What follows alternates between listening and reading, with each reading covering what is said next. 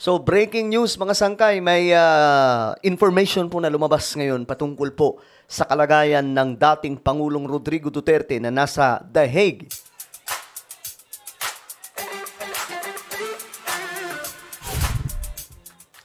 What's up guys? This is me. I'm back for another vlog today. Kamusta po mga kababayan, mga solid sangkay? Ito nga po mga sangkay, pag-uusapan po natin ngayon itong sitwasyon ng dating Pangulong Rodrigo Duterte. Dahil ngayon, mga sangkay, wala po tayong nakukuhang information talaga mga sangkay. Like for example, makita lamang po natin sa video or picture, mga sangkay. Pero, ngayon, ito may balita tungkol dyan. Pero bago tayo magtuloy-tuloy, no? Sa mga hindi pa po dyan nakakapag-subscribe at gustong mapabilang sa dumaraming mga solid sangkay, makikita nyo po yung subscribe button. Sa baba ng video na to, i-click nyo lamang po ngayon yung subscribe, i-click ang bell, at i-click nyo po yung all. Sa mga nanonood po sa Facebook, i-follow nyo po yung ating Facebook page. Okay guys, eto na. Alamin po natin ito mga sangkay kasi may lumabas na impormasyon. Ayon po dito, ayan, ibinahagi ni Davao City Representative Paulo Pulong Duterte na malaki na ang ibinagsak ng katawan ni dating Pangulong Rodrigo Duterte.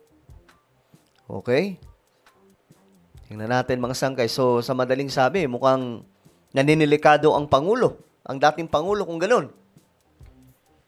Ayon mo dito, kanina nga, sabi dito, hinubad niya yung jacket niya para ipakita sa mga apo niya kung gaano na siya kapayat, payat na, ayon kay Pulong.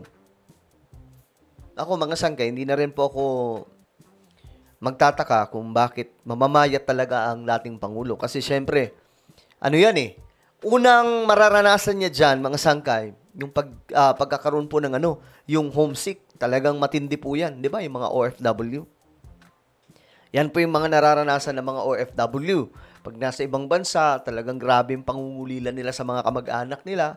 Iyak ng iyak. So, eto, matanda na po si PRRD, di ba? Mga sangkay, matanda na po. Something, 80 na po ata ito, mga sangkay, si former President Rodrigo Duterte. At ngayon, malayo po siya sa kanyang pamilya. So, ganun-ganon na lamang po yung mga pamilya niya. Mapera naman po sila, mga sangkay, sabi nila eh. Di ba? So, payat na daw po. Ito po yung hindi magandang kalagayan ng dating presidente. Sinabihan nga siya ng panganay kong babae, sabi po ni Pulong, na kumain ng marami. Pero natural, mga sangkay, ang sasabihin po dito ng mga, halimbawa na lamang po mga loyalista, sasabihin po nila na hindi, drama lang yan. Kasi yung mga yan, nagpapaawa na naman sa publiko. At hindi rin po natin masisi, mga sangkay, yung reaction na yan. Kasi, from the start, no? Ganun po yung taktika, mga sangkay. Kasi tayo mga Pilipino, ano tayo eh? Masyado po tayong emotional. Diba? Masyado po tayong, alam mo yun, yung puso natin, madali pong, kaya ang hilig po natin sa mga drama na palabas, diba? Siguro yun yung pong influence ng mga drama-rama, kung tawagin, mga sangkay na mga novela, o kaya itong mga K-drama. Masyado pong ganyang Pilipino, mga sangkay, iyakin, madali pong mahatak ang emosyon. Kaya nga po, nung nangyari po kay Ninoy Aquino, yung pagpapatumba, mga sangkay, hindi po nakapag-isip yung iba kung si Ferdinand Marcos nga ba. Kasi ganito lang kasimple yun eh. Kung si Ferdinand D. Marcos ang magpapatumba kay Ninoy Aquino, di para na rin po niyang sinaktan yung kanyang sarili. Di ba? Kasi alam ng mga tao na si Ninoy Aquino, yun po yung mortal na umaatake sa kanya. So, kung may mangyayari kay Ninoy, malamang sisisihin si Ferdinand D. Marcos. Di ba? Hindi na po nakapag-isip yung mga tao. Basta sisi na lang ng sisi kay Ferdinand D. Marcos. Lumabas ang kalaunan. Hindi naman pala talaga si Ferdinand D. Marcos ang nagpatumba. Di ba? So, ngayon, mga sangkay, gano'n ang nangyari. Nag-rally, after 1986, bumagsak ang Pilipinas. At eto tayo ngayon, naghihikaos ang ating bansa. Mula noon, tayo po ay next to Japan. Ngayon, mga sangkay, next to ano na ba tayo? Malayong malayo, no? Kumpara sa kung anong kalagayan ng bansa natin dati. Ngayon, mga sangkay, ganito din po ang nangyayari. Iniisip na naman ng iba na baka kinukuha na naman yung simpatya ng marami sa ating mga kababayan para po mapunta sa mga Duterte, something like that. But ako, in my own opinion, mga sangkay, mangangayayat po talaga si PRRD sa kalagayan na ito. Kasi nga po, matanda na eh. 'Di ba? Matanda na kahit naman sino eh. Ikaw ba? Kamag-anak mo, 80 years old. Nandun sa tama ba? 80 na ba si PRRD? Check nga po muna natin, mga sangkay, para masigurado natin, no? Kasi may edad na ang dating pangulo eh. 80 years old. 'Di ba?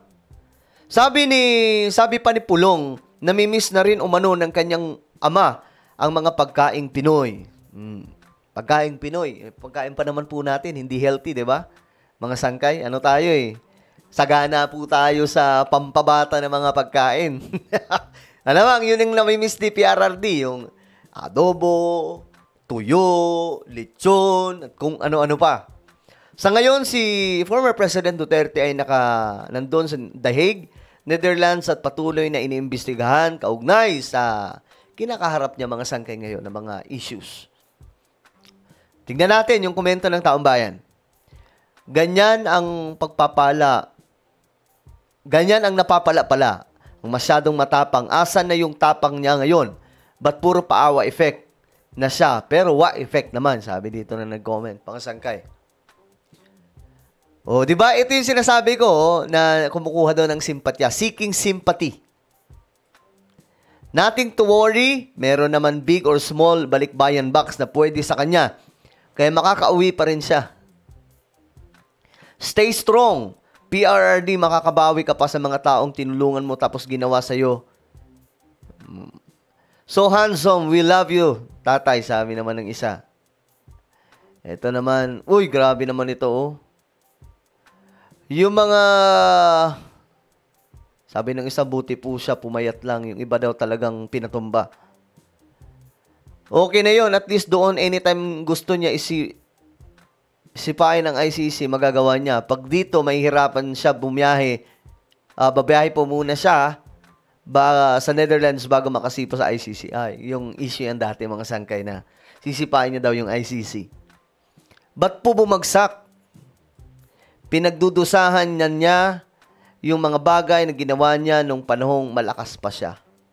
Sabi namang isa, paawa effect, kulang pa yan. Well, kayo, mga sangkay, ano po ang inyong opinion? Ako kasi, natural na opinion natin dyan, totoo talaga siguro na pumapayat si former President Duterte. Kasi nga po, matanda na po yung tao. Di ba? Kahit yung mga lolo't lola natin, 80 years old. Tapos, kung nasa bahay nga, di ba, naandun yung mga apo, mga anak, how much more? Di ba? Yung kahit nga andyan na nakikita yung mga apo, mga kamag-anak. Di ba, ng mga matatanda ng mga lolo't lola natin, pumapayat pa rin sa katandaan. How much more kung nasa malayong lugar? Like, ito, nasa The Hague, nasa Netherlands. Di ba? So, talagang babagsak ang katawan mo dyan, 80 years old, guys. So, tingin ko naman, siguro, ang ano ko dyan, opinion, tingin ko, siyempre, may kasamang paawa effect. Sympathy, kumbaga, kumukuha ng simpatya. Pero, totoo din na pumapayat. No? Kasi mapalayo, natural yun. Mapalayo ka sa pamilya mo, mga apo mo, sa bansa mo, tapos ganyang edad pa. Ay, Diyos mio, Marimar. So, doble yan. Pwedeng kumukuha ng simpatya mga Duterte, kaya sinasabi yun, pero totoo din na pumapayat talaga si PRRD dahil sa katandaan niya at malayo po siya sa kanyang pamilya at ating bansa. Well, kung ngayong tatanungin, mga sangkay, ano po ang inyong opinion regarding dyan? Comment down below. Mayroon po tayong YouTube channel, Sangkay Revelation. Tayo po ay 52,000 na po na subscribers dito. Kung gusto mong mapabilang, mga sangay, magaganda yung topic natin dito about po sa Bible prophecy, about sa mga nangyayari sa ating mundo related po sa Biblia, mga sangkay. Hanapin nyo lamang po ito sa YouTube. Kapag nakita nyo na, i-click nyo po yung subscribe, i-click ang bell, at i-click nyo po yung all. Ako na po ay magpapaalam. Mag-iingat pong lahat. God bless everyone.